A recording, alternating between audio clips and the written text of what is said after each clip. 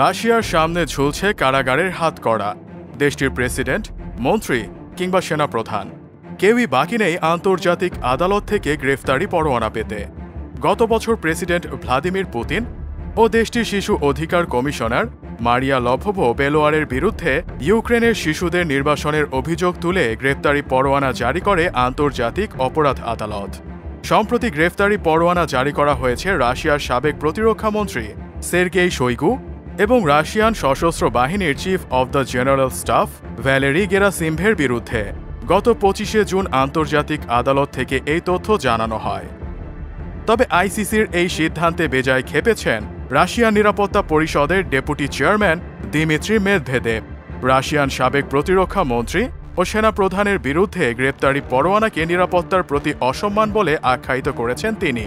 Dmitry Medvedev হুঁশিয়ার করে বলেছেন, নিরাপত্তার প্রতি অসম্মান তাদের যুদ্ধের দিকে পদক্ষেপ নিতে বাধ্য করতে পারে। তিনি আরও বলেন, রাশিয়া বিশ্বের বেশিরভাগ দেশের মতো ঘটনাক্রমে মার্কিন যুক্তরাষ্ট্রের এই নাট্য প্রতিষ্ঠানের পক্ষে নয়। যেমনটা বৃহত্তম দেশগুলোর মধ্যে যেমন চীন ও ভারত আইসিসি নামক এই নাট্য প্রতিষ্ঠানের পক্ষে নয়। এটি আমাদের ওপর একটি আন্তর্জাতিক চুক্তির নিয়ম প্রয়োগ করার প্রচেষ্টা।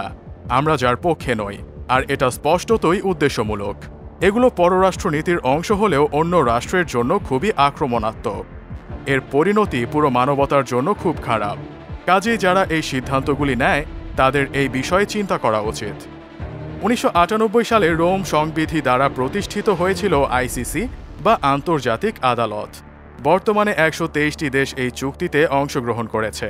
আদালতটি নেদারল্যান্ডের হেগ শহরে অবস্থিত, তবে অনেক দেশেই এর শাখা রয়েছে যেখানে এটি তদন্ত পরিচালনা করছে। রাশিয়া এই চুক্তিতে স্বাক্ষর করে 2000 সালে।